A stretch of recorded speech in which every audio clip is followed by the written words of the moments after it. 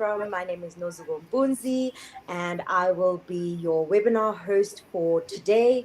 And our topic for today is attracting specialized talent. So wherever you are joining us from, please just type in the chat and let us know where you are joining us from, and perhaps a little bit about what company you are coming from. So just as a way of introduction, like I said, my name is Nozuru Mbunzi. I am an executive strategist and I will be your host for today. But it's not about me today. It's about this esteemed panel that we have. And I would like each person on the panel to introduce themselves by one, sharing your name, your role, and a little bit about the organization that you work with. Just because on my screen, Sherwin comes up right at the top, I will start with you. Fantastic. Thank you, Nezuko, and a warm welcome to all of our esteemed guests this afternoon. And I'm so privileged to be able to share the panel with Subrata and with Jennifer this morning. Well, like you said, my name is Sherwin David. I'm the head of talent here at Alexander Forbes. We are an advice-led financial services institution with our head offices here in Johannesburg and with a footprint around South Africa, together with the African countries and into the UK as well. So you're so delighted to be able to share this platform and looking forward to a great conversation today. Thank you so much, Sherwin. Jennifer, you are next on my screen. Yeah, good morning, everyone. Thank you so much, Naluko, for the introduction, and Sherwin and Subrata, also lovely to speak with you guys this morning. So I'm dialing in from Nairobi. I'm the HR director for Biostorf for Africa, Middle East. So Biostorf is a cosmetics organization. So we are mostly known on the continent for our brand Nivea, but we also have other cosmetic brands like Eucerin and Lactone. Thank you. And saving the best for last, Subrata. Good morning, Nazuko. Good morning, the panel, and good morning, everyone who's joining us. I'm Subrata De. I'm joining you from Nairobi along with my co-panelist, Jennifer. Hello to Sherwin. I work here as the group talent acquisition manager. I also look after the employer branding for Safal Group. And as Safal, we are into manufacturing. We are into manufacturing of steel products. We are into solar products. We are into cold room panels. Majorly our route to market is B2B and B2C. So yeah, so that's what we do as a company, and we're present across 9 countries within East and Southern Africa. Thank you. Thank you so much, Subrata. So for today's discussion, just a little bit of background, right? So Africa's most qualified and highly skilled professionals are many in number, but have proven to be challenging to attract and retain due to highly sought after by employers, and African employers compete not only against overseas opportunity, but also within a changing career culture. The job market has become more dynamic than ever before with professionals, especially millennials, being expected to have 4 or 5 careers in their adult lives. These changes make it much harder to attract and retain top-tier talent. So essentially, the question we are wanting to answer today is, how can employers attract and retain specialized, high-skilled African professionals? And a little bit more on the stats, though, is that according to some sources, the Mo Ibrahim Foundation has said over 70,000 skilled professionals leave Africa every year, seeking opportunities abroad. Now, maybe starting with you, Jennifer, what impact has talent migration outside of Africa had on your organization? Right. So, Nozuko, I mean, obviously it has had, I would say, a fairly medium impact. I would not say we've gotten to the point where it's kind of affecting us at a very high level, but we have also had to be very intentional about it, because we know that's the reality on our continent, right? And we'll probably see the impact higher in certain markets than in others. I would probably quote Nigeria as being one of the highest, unfortunately, where we are seeing this Japa effect, as it's called locally in Nigeria, where we are seeing talent leaving the continent. And I would say the impact is mainly in terms of disruption to the business, because there's always a flux. When there's always a flux of resources coming in and out, you're constantly in recruitment mode, but also in development mode. But what we've also seen that has changed significantly in the past couple of years is the compensation element. Because not only are people leaving the continent, but there's also a big impact on how do we train them. Using compensation tools or strategies which are no longer the typical ones that we saw years back. Yeah, because people are leaving the continent not only because of financial reasons, but we are seeing larger, broader reasons as to why people are leaving. So retaining them with a package that makes sense is also becoming equally important.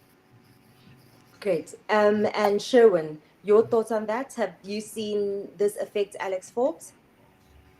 So yeah, I think just to piggyback of what my colleague Jennifer has shared as well, I think the impact for us has been medium, sort of midterm sort of impact. I tell you why. Because Africa, whilst we're seeing sort of an exodus in terms of talent going out into the international markets, Africa is still rich in skill. Africa is still rich in resources. Africa is still rich with potential.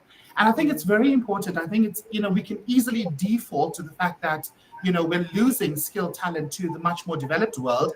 But hey, we still have potential in Africa. Let's not lose hope in Africa, because the potential, the opportunity, and the possibilities that can be birthed out of Africa are absolutely endless. Here at Alex Forbes, we've done a sort of an assessment in the talent space, and we looked at it from a global perspective as well, considering that the work that we do does have a global impact.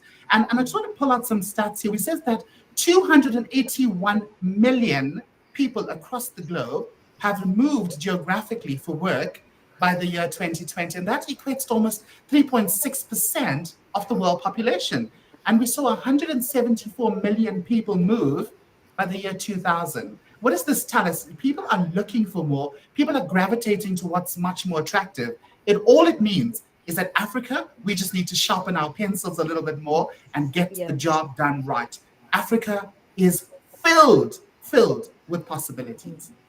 Great. Thank you so much, Sharon. And with that in mind, so what I'm hearing from you, Sharon, is that this migration of talent is not an Africa problem or thing only. It's actually a global phenomenon. It is indeed. It is indeed. So Subrata, with that in mind, and specifically looking at manufacturing, how have you seen the migration of talent play out, whether it is the manufacturing industry losing people from the African continent, but gaining people from elsewhere? So I would share the same sentiment as Jennifer as well as Sherwin. For us, the impact has been low to medium, and it's very geographic specific.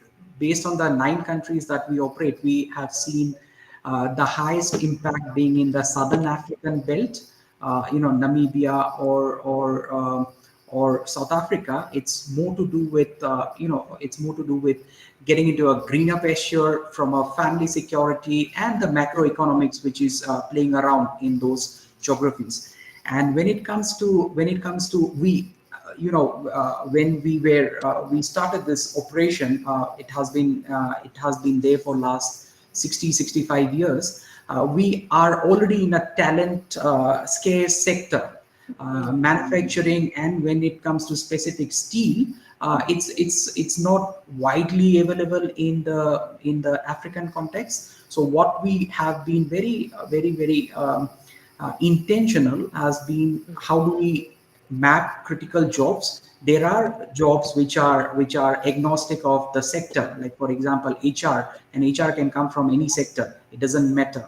Or a sales, when it comes to sales distribution, it can come from any sector. So mapping critical roles has been one of our key focus. And how do we build the pipeline? So building pipeline was also an intentional focus on developing getting fresh graduates, getting management graduates, and growing them within the organization. So which has helped us retain talent and basically navigate this challenge, which is which is a new buzzword, the talent migration or a brain drain, not a reverse, but a brain drain. Yeah. So that's how we have navigated within the manufacturing segment. Great, thank you so much, Subrata. And you've touched on something already, which is about that building of pipeline and looking at the youth, because we know that Africa has a very young population. So we have millions entering the workforce, but the job creation sort of lags a little bit. And so pushing the young people to look elsewhere, but there's an opportunity to catch them while they're still young.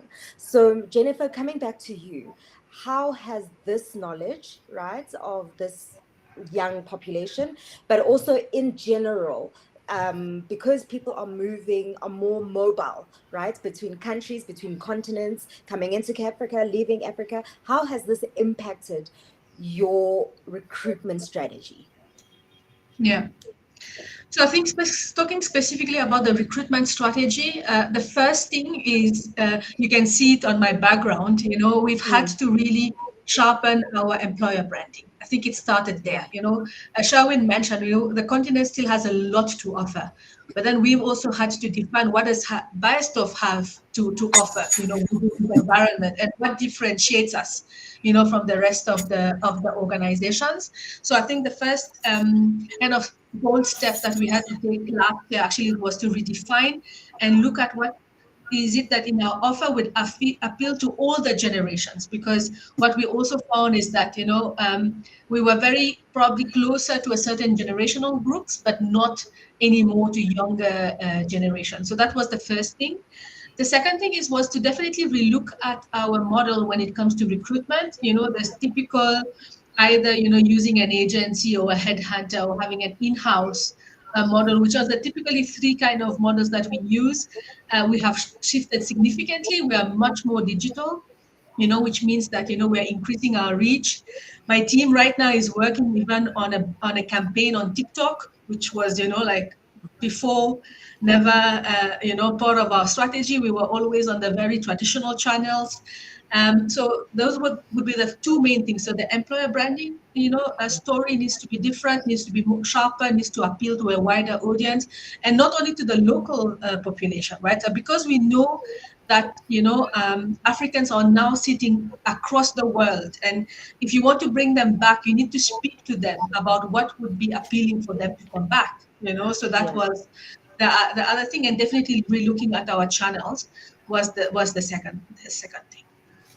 Okay, great. And Subrata, you also mentioned that in manufacturing the skills are scarce on the continent. But what has that meant? So listening to Jennifer around sharpening your employer branding, figuring out what appeals to people. It's not only appealing to the generations, but it's appealing to certain skill sets that Sure. you are wanting to attract. So how has your recruitment strategy changed over time? So I totally agree with what Jennifer mentioned, is that employer branding has been one of the key factors. And employer branding is today when it comes to talent within this specific manufacturing or the critical talents that we look for, it is beyond recruitment marketing. It's talking about stories.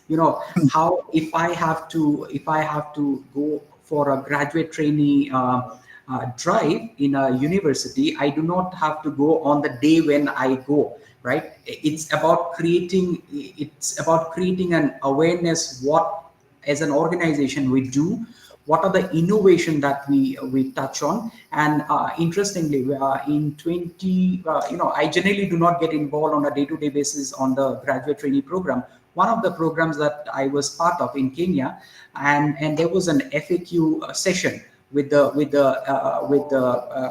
graduates. So out of, I would say, 40% of their questions was around what is our CSR activity, what is our focus on sustainability.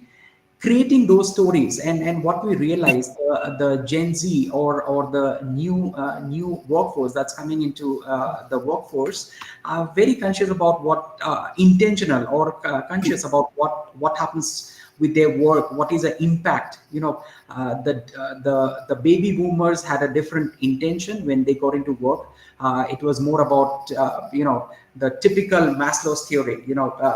My needs has to be fulfilled, whereas the Gen Z's this day or the millennials have a different intention. It's the impact they want to make from day one. So creating those stories around employer branding became quite important. As an organization, we have been always shy to talk about our CSR activities. Now we went out and talked about our CSR activities, what is being our community outreach, and how our product helps the environment, helps on the ESG goals. So those are certain things that we have been doing around the manufacture, and what are the innovation that we brought in within our product. So which makes it more attractive for the new generation who is still in college or who wants to come and join us. Thank you, Subrata. That's really interesting in terms of the new potential new employees in that recruitment process are looking for more in terms of what the company stands for, right? As opposed to just what the company does. So Sherwin, thinking of that, right? Of course. Alex Forbes, if you graduated, well, I know in my time, if you were graduating from a Bachelor of Economics, actuarial science, etc., you just knew I'm going to go to Alex Forbes. Of course. Is it still the same, or are you seeing a need as well for Alex Forbes to adjust their recruitment strategy? So it's certainly a balanced approach. Now, we've been around for more than 80 years, and we are a brand that a lot of people resonate with: longevity, sustainability, secure financial decisions, and being an advice-led organizations, and the fact that we help people make sustainable financial decisions. We have to be very deliberate with our recruitment strategy and how we attract. So it's a balanced approach between the skills element together with the employer branding. And this is what we've done. We have created a segmented employee value proposition.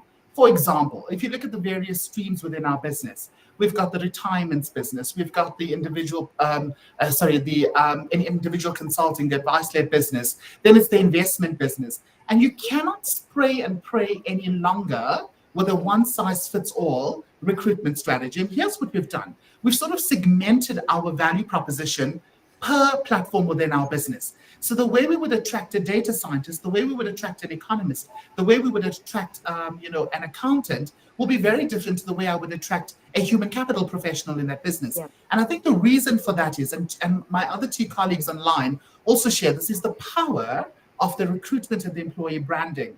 How powerful is your story that potential candidates must be able to resonate with purpose, meaning, and intention behind your story. We also know about, talking about the new way in which candidates approach recruitment.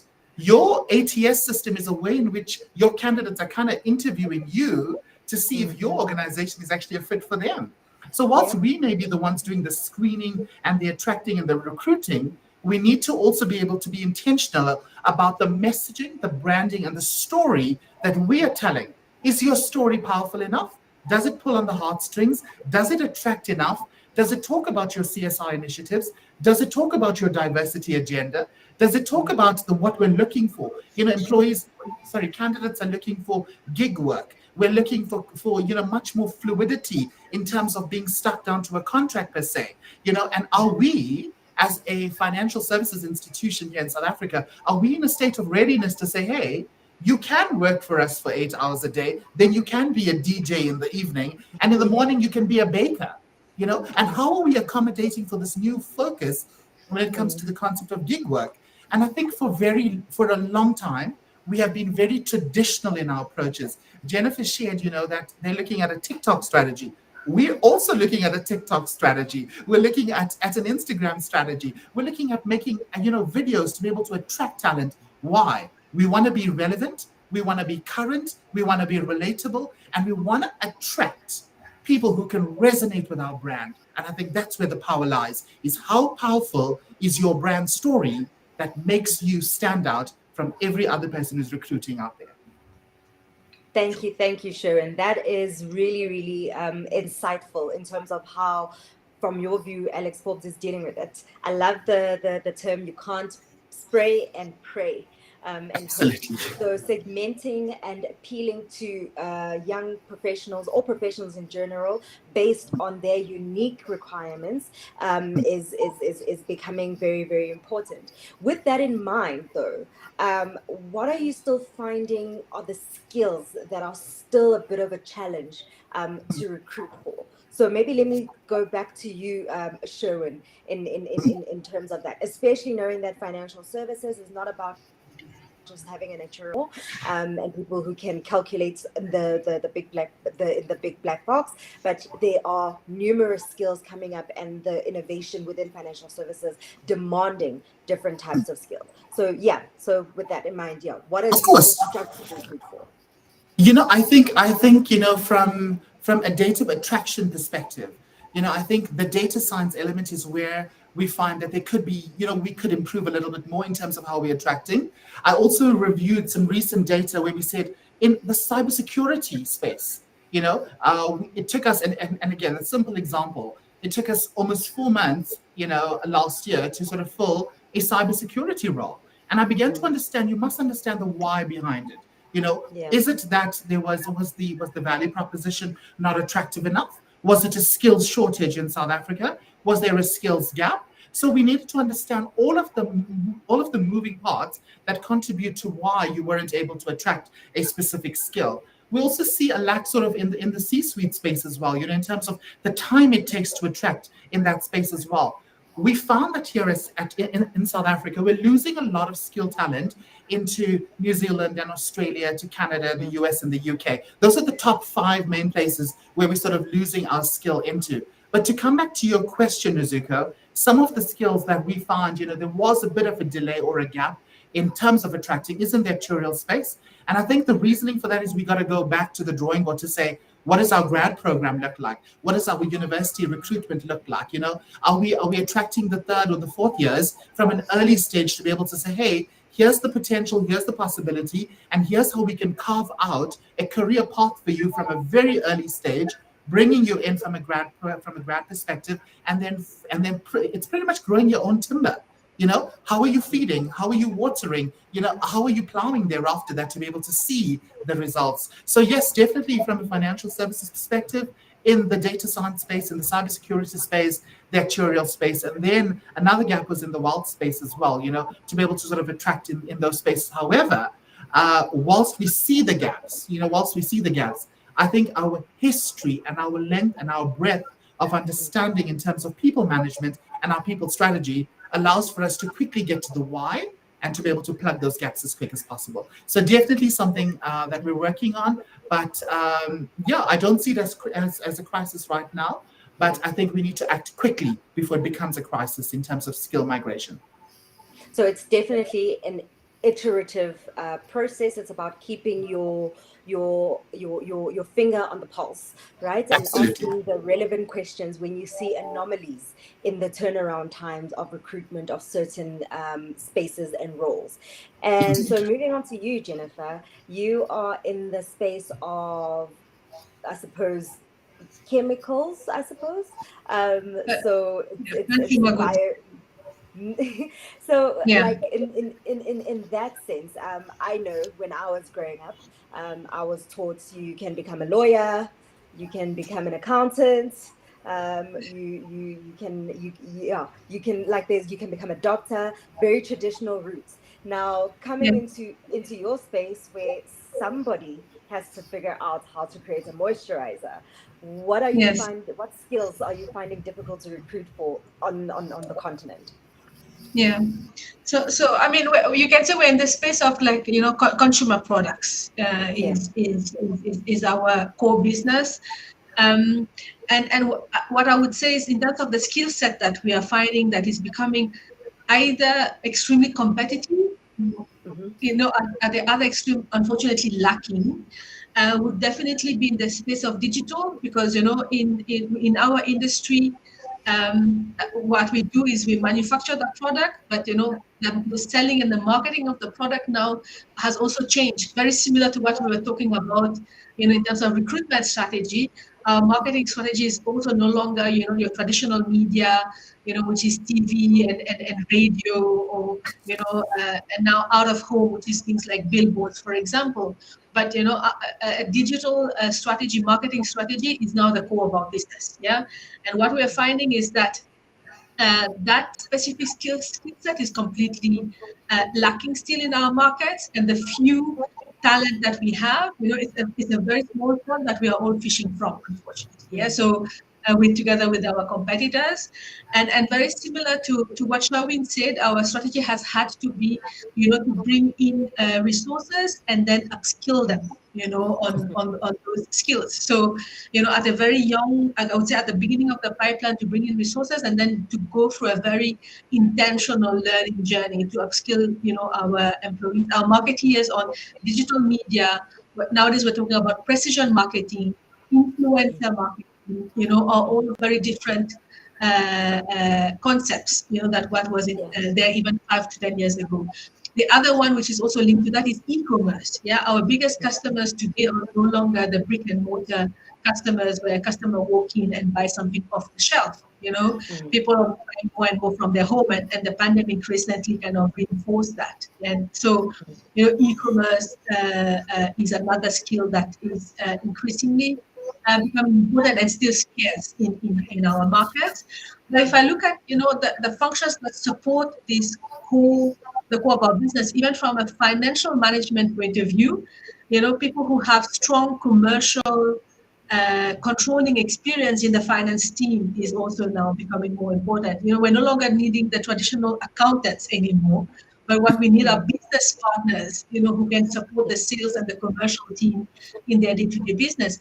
But what we see, unfortunately, coming out of our education system are more the accountants, and not yet, the commercial business, right? So this would be the kind of the third one I would highlight.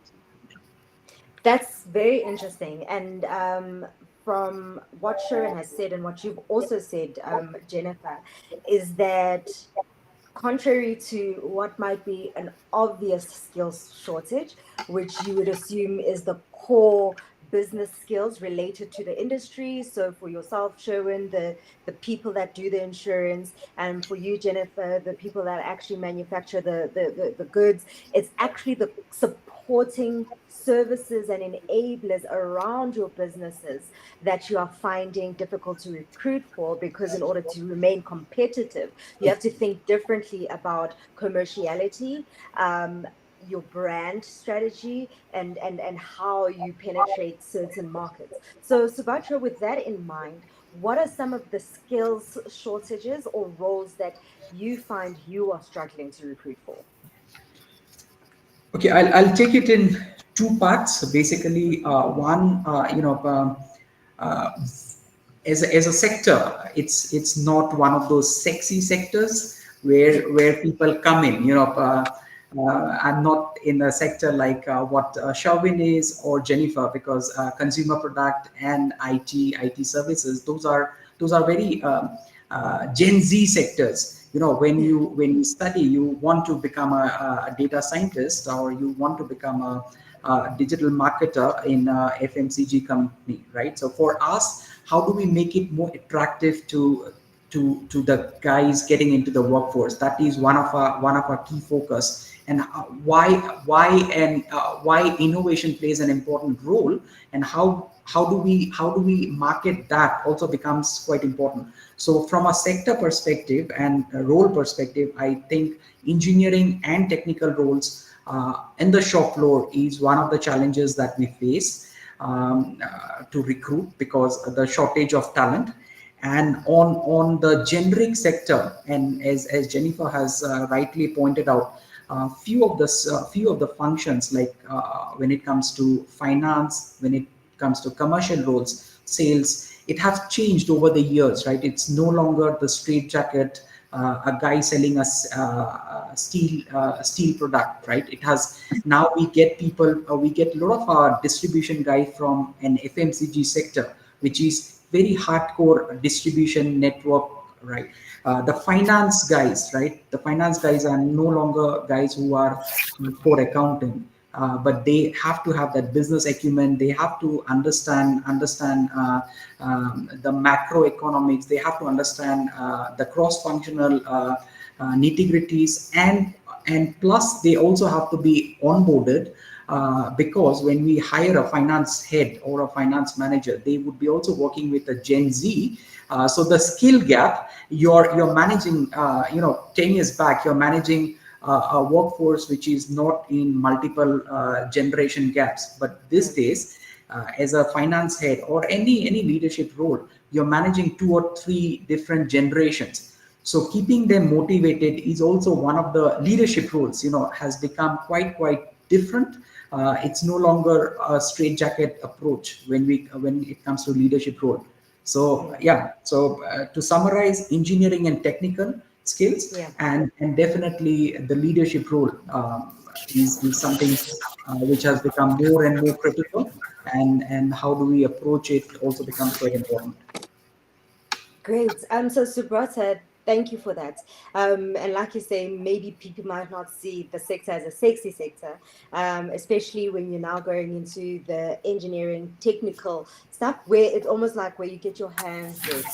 But another important point that you bring across is that there are multiple generations currently in the workforce, which is different from previous eras since the beginning of the Industrial Revolution. Now, with that, thinking about that, you have now recruited, you have now said we're not going to spray and pray. We are recruiting according to people's skill sets, what their different interests are. We are now recruiting in areas that enable our business, and not only recruiting for the people whose core skills are the core business that we're in. Now you've gotten the people in, you've gotten the skills in, you've gotten the different generations. How do you then retain them? What are some of the things, Jennifer, that you are doing and are considering doing in order to juggle sometimes the competing needs of the different generations? You have a boomer that goes, I don't understand why you are not at your desk, and a Gen Z that goes, I can literally carry my laptop everywhere. That's why it's called a laptop. It can sit in my lap.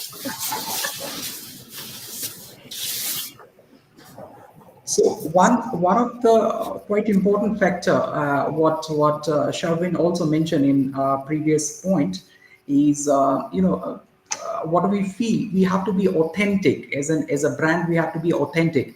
In this generation of information overload or buzzwords, I cannot embrace what works for a different sector, and just copy paste in my sector or within the organization. So first thing is the challenge that the leadership has these days, and which also comes down to the HR function, is that how authentic we can be. And we have to be clear from day one, right? We do not want to attract somebody who would not fit into a culture. In case some of our functions or some of our roles, we cannot have work from home. Like somebody who is running the 24-hour machine cannot do it from home. So it has to be clear, right? So if I'm attracting, then I'm going wrong. And if I'm saying that, okay, you have internet facility, you have a coffee machine, which might be attractive for a banking or a service sector, might not be attractive for for the shop floor guy, right? So being authentic, what we as a brand represent, becomes quite important from day one. So that brings down the attrition rate. I'm proud to say that our attrition rate across all locations is single digit. So yeah, and we have few of our employees who have been with the organization for last 30 years, 40 years, right? So and at different levels. So those are some of the factors that we have seen, is that we are very authentic in terms of, we do not overpromise. It's better to underpromise and deliver rather than overpromise and fall flat on your face. So Yeah. And definitely another factor that we also have to look into on certain functions is that how do we are attractive when it comes to attracting talent, the commercial space or support staff. We are competing with likes of Buystoff or Salesforce or any of those companies. We attracting talent from them, so we also Yes. need to be competitive in that space. So yeah, being an authentic brand is what we would preach in terms of on retaining talent. Yeah.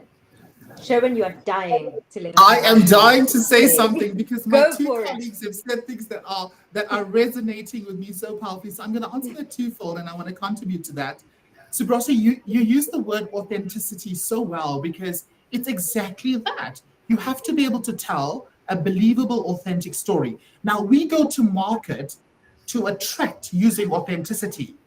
But we also need to get our house right because once we attract, we need to ensure that we can retain. Because Mm-hmm. everything that we promised, right, through the value proposition, through our TikTok video, Mm-hmm. Jennifer, through that amazing TikTok video that we said, hey, join Alex Forbes or job our organization as an example, we have to live those out practically in the workplaces. So we need to ensure that the workplace is also in a space of readiness. Are the managers equipped to manage? Are the leaders equipped to lead? And Mm-hmm. how truthful is the story that we are preaching so that when people join our organization, the value proposition and the people pillars become a lived, felt Mm-hmm. experience for new employees. We found that a recent study showed that new employees leave within 6 months when they find a disconnect between their values and the organization's values. So Mm-hmm. here at Alex Forbes, we pride our people promise, and we actually use that as a lived experience so that when an employee joins, we care about our people, we care about trust, we care about performance, right? Mm-hmm. And when new people join and when new candidates join, they must be able to feel welcome. They must be able to feel valued. Their voice matters. Your opinion matters, it counts for something. But also when you join, we must already have prepared our managers through our management development programs Yeah. to be able to support the value proposition or the story that we are telling. Jennifer made a very valid point where she said, we're all fishing from the small little fish pond. We don't have boundaryless talent pools to be able to attract from. As a Mm-hmm. call to action from this question, Azuko, is how about in this concept of the war for talent that everyone talks about, the war for talent?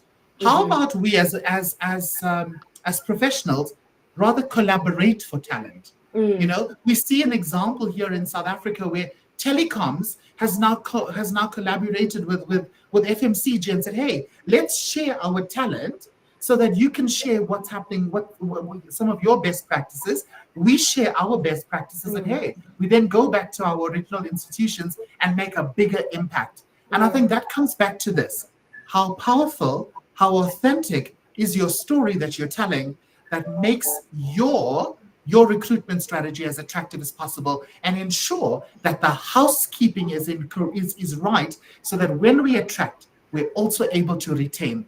And whilst Mm-hmm. we're doing some wonderful thing here at Alex Forbes through our bursary programs and our scholarship programs and our CSI initiatives and our in our transformation initiatives, Mm-hmm. all of that is well and good.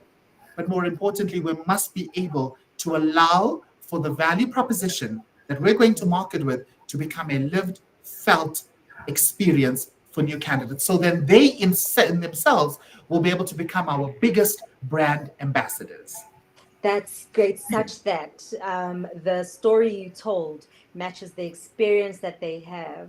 And so you close that gap between personal values and company values that almost they merge, because the story has been proven authentically through the leadership in the team, in the organization, and how people are treated within the organization. And if you say we are a learning organization, those opportunities are provided to learn. If you say we are a caring organization, you know that you can rely on your organization and your team and your managers when you're going through a difficult time. That's essentially what I'm hearing you say, Sherwin. So Jennifer, Yeah.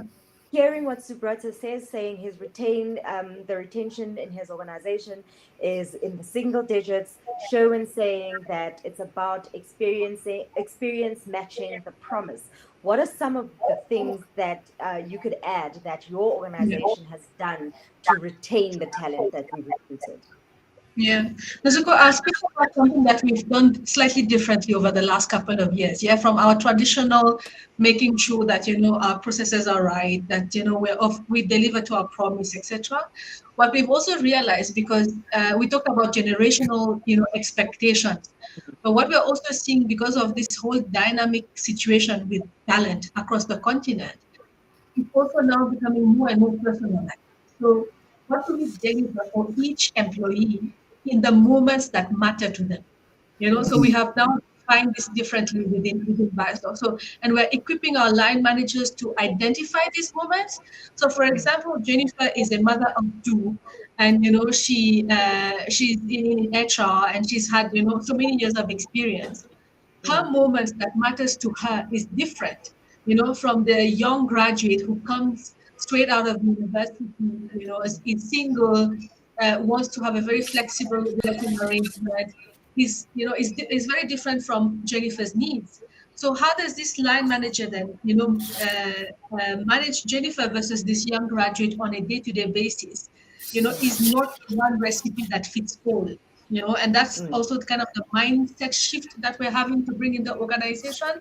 So for me, what retains me in the organization is when my line manager, understands when I have a school run that I have to do in the afternoon, versus somebody else who wants to come and be exposed to different aspects of our business. These are the moments that matters to this person, right? So that's the kind of the nuance that we're also bringing in the workplace now, identifying those moments that matter and how do we deliver for each individual in those moments. Yeah. Thanks, Jennifer. So what I'm here, I like what you're saying around the moments that matter. And Subrata mentioned it earlier around there needs to be a shift in how leaders think within the organization. Stepping away now from let's say, the human capital team perspective of recruiting and retaining. When you are now looking at developing leaders or attracting leaders, um, what do you think the key characteristics of a good leader in this new context are? Let me start with you, Sherwin. Fantastic. Love the question. The concept of leadership, it has so many dimensions and so many layers to it as well. There's a very, very big difference to leading and managing. We manage things and we lead Yeah. people, and I think from a leadership perspective, what are the future fit skills that are needed in an ever evolving workplace? For example, in order to answer that question, I have to ask ourselves as an organization, what does Alex Forbes looks like in the year 2030? What would Alex Forbes look like in the year 2035? And I got to be able to say, based on the futuristic goals of where our organization is going to, we have currently a huge drive in terms of the retail agenda of our organization, which is making it much more relatable to the everyday man. And in order for us to be able to do that, we got to be able to plug in the right leadership skills. And when you focus on what those skills are, it's all the softer elements. You can have all the technical skill. You can be the best sort of at accounting or with numbers or as an actuary, all well and good. We appreciate those skills. It's needed. But what about the concepts of empathy? What about the concept of Yes. servant leadership? What about the concept of truly being able to lead from the front, and the concept of, of being able to say, "Hey, I hear you, I see you, you're valid, you're important, and your voice matters."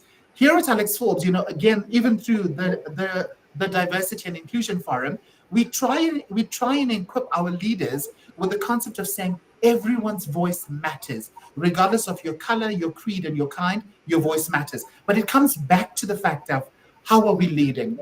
And if we're leading with an iron fist, we're going to quickly lose people.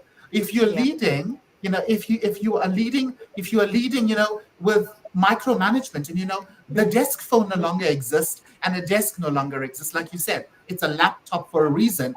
And our remote working model here, especially in the human capital team, allows for people to work remotely, but more importantly, have a quality of a work-life balance.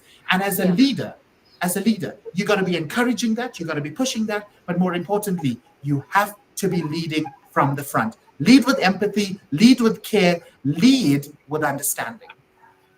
I love it. Lead with empathy, lead with care, lead with understanding. Subrata, what are your thoughts on the characteristics of a leader in this new context of multiple generations? So I'll take it from our organization perspective. What we have observed, that within our business context, what worked for us is definitely entrepreneur skill had always worked. When any leader would manage or lead the team more from an entrepreneur perspective without being given a handbook of this is good, this is bad, right? So and that had worked for us always. And another thing which I totally agree is micromanagement. Micromanagement never worked. Be it with baby boomers or be with Gen Z. Gen Z, it definitely is not micromanagement is out of window. When you're dealing with your kids also these days, you can't micromanage, right? They don't. Right. So and another thing which becomes quite important is that how do we empower as leader, how do we empower the team to take decisions, to Yeah. make to take decisions, not right and wrong. Let the consequence or the result talk about the right and wrong, but to take decisions which would help bring out within your leadership style. You have to bring out autonomy and empowerment. Any style of leadership, be it servant leadership, be it authentic leadership, and many style of leadership could be. And I believe leadership also should not be as I keep on saying that should not be based on the buzzword. What's going around, right? Simon Sinek of the world says that okay, leaders should eat last, right? And whereas there is one thought of leadership. If you read Jeffrey Prefer, he's not. He says that okay, you cannot be an authentic leader. You have to go based on what is required, right? Is it a startup? Is it a maintenance role, or is it a turnaround role? Yeah. All form of organization requires different leadership. So how you adapt is more important, but in all form of leadership, I think one important is how you empower your team, and what autonomy you give to your team is quite important. Thanks, Subrata. What's coming through heavily, if I may summarize, is being a leader is learning to let go. Yeah. Trust. And Jennifer, your thoughts Yeah, I before I think for move me, I on would say three to the words. questions from the Yeah, audience? yeah, I would Go say ahead. three words. Yeah, Yeah. when it comes to leadership, number one ultimately is winning. Yeah, so how do you create a vision? How do you galvanize the team together, towards a certain vision? The second one is grow. As a leader, you need to grow your team. You need to be able to grow the people around you. And I think thirdly, what also Sherwin and Sprat said is inspiring. Like creating that environment that people feel inspired to be at their best. I mean, these would be my three kind of thoughts Yeah. around leadership, and expectations. We have quite a lot of quotables from this panel today. I think there's going to be some nice tweets that'll come for it because Sharon said, lead with empathy, lead with care, lead with understanding. And Jennifer is telling us if you're a leader, it's about how you show your team how we're going to win, guiding your team through growth and being inspiring. Mm. You guys, clearly your digital marketing strategies have influenced you a little bit already. Great. So now, thank you so much to the panel. This has been a really great discussion, and I want to just move on to some of the questions that have come through from the audience to make sure that we don't leave anyone behind. So maybe to you, Subrata, because you mentioned that you are in over like about 20 countries on the continent, if I heard you correctly. Nine. How then do companies adapt your talent attraction strategies to the local context and cultural nuances of the different African countries? That question is from Michelle Dos Santos. So one thing what we do is basically, and it's correct, if you're outside Africa, they take Africa, all countries as Africa, right? Be in Nigeria, be in South Africa, be in Kenya, but being within Africa, you understand that the nuances in all geographies are different. What a socialist economy like Tanzania, the expectations are different, whereas in Kenya it's different, which is more capitalistic. South Africa or Nigeria, which are more developed economies in Africa, it's different. So one thing what we do is internally, as mentioned, we are a talent scarce sector, so growing internally becomes quite important. Critical role mapping is also very important. Hello. Yeah, Am we I can hear audible? you. Yeah. And third is once we are clear about our expectation internally, partnering with the right partners. It could be talent partners, it could be the platform that you're using. Partnering with the right talent or right talent partners also becomes quite important. Which many times, if you're recruiting and you go with one recruiter doing for all locations who do not understand the differences between those locations also becomes important. So partnering with the right talent partner becomes important, and using the right channel and using the right voice or the employer branding, what works for one country, not a generic approach. So that is what we do.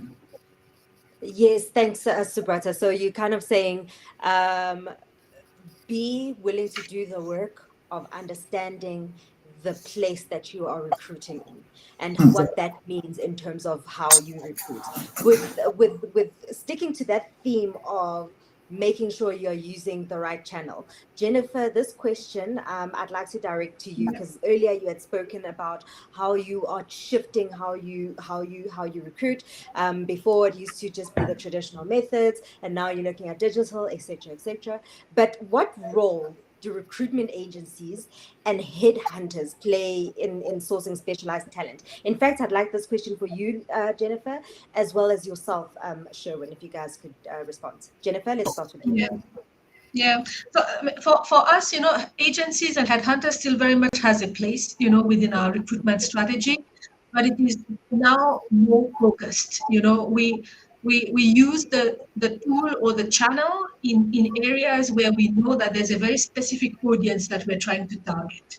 Yeah. Yeah. We don't use it as a tool that we like a mass market a strategy, because it defeats the purpose. So when we're looking for very specialized skills in markets, for example, that we might not have a strong foothold or a strong network, we will then have recourse to an agency or a headhunter. And for me, that is the strategy. It is not for every role. It is not for every level. It is not for every skill set. Yeah, it needs to be very intentional. And what we do at the point where we do have, a need, we actually sit down and strategize not only within the HRT, but also with the business, the recruiting line manager, to say, okay, what are you looking for? What is the persona that we are now going to target? Where does this person sit? And then we decide what channel we will take them.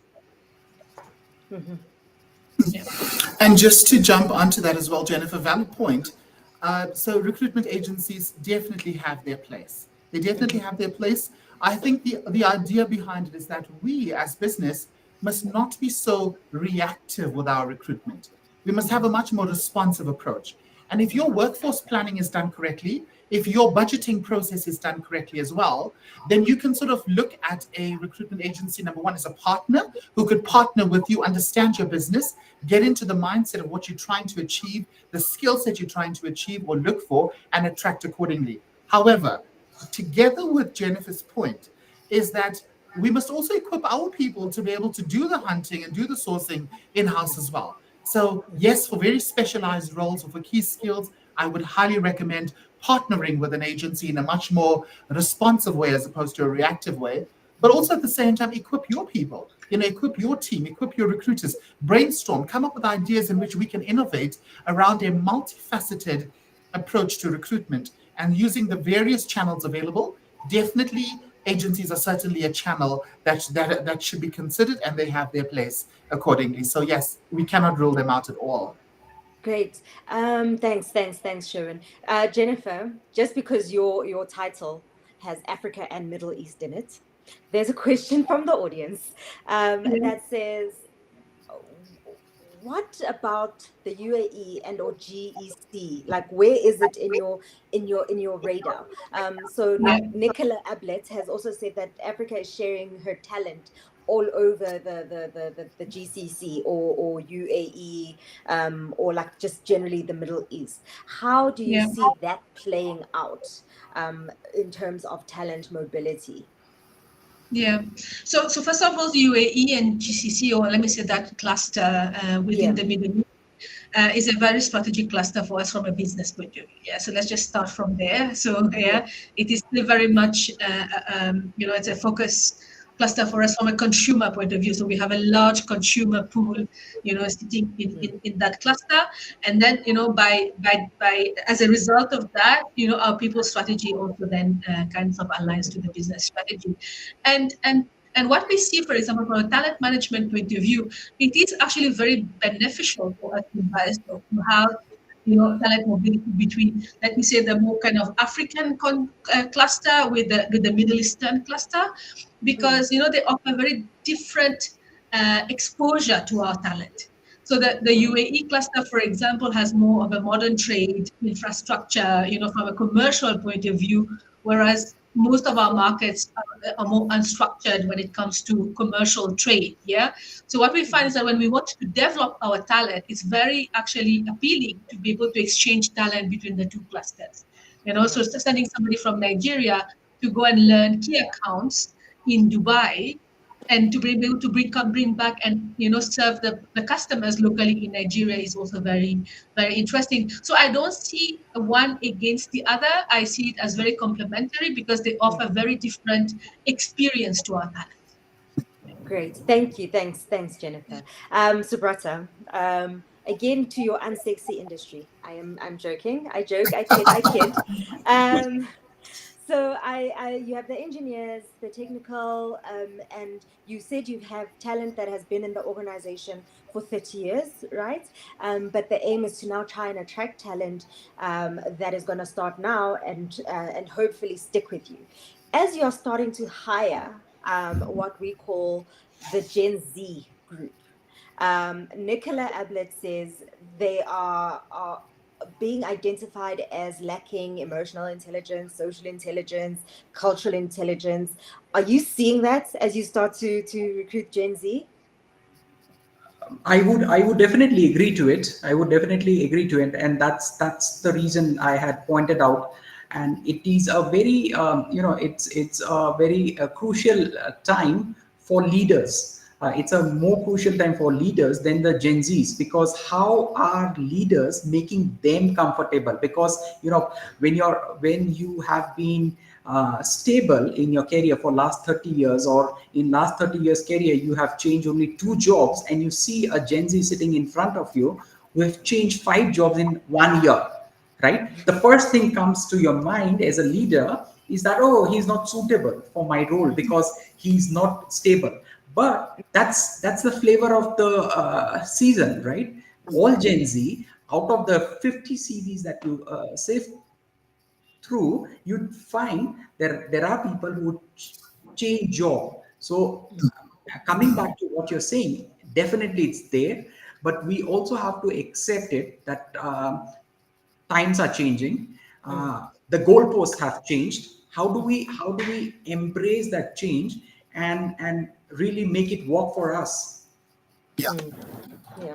agreed. Sherwin? I want to comment on that as well, because our Mm, Gen Z candidates are incredibly smart.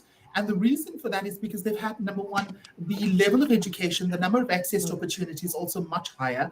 But also, let's assess the Gen Z. I shop mm, on my phone, I bank on my phone, I can do work on my phone. I have all of this technology available to me together with the analytical data to support that. So I'm so focused in terms of a digital sort of engagement with regards to work, with regards to lifestyle, with everything being done digitally, for most of us. Yeah. The question is the workplace ready to be able to sort of welcome our Gen Zs? And again, to Subrata's point, leadership evolution needs to happen in order to become in a space of readiness. Because really, it's not really about being, socially dysfunctional or whatever else it is. It's about the fact that let's get the work done.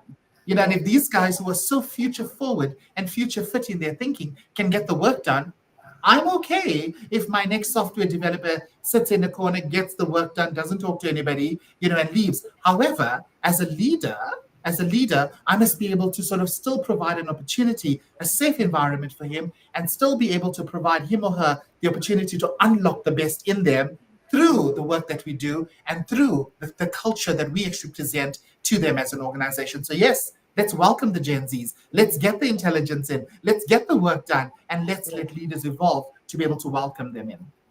Great. And I think that is such a powerful note for us to end on. Thank you to this panel for being so engaging and being so open to sharing some of the secret sauce that your organization is kind of sprinkling all over the recruitment space. And I think what I've gotten out of this session is that one, the migration of talent is not an African thing, it's a global thing.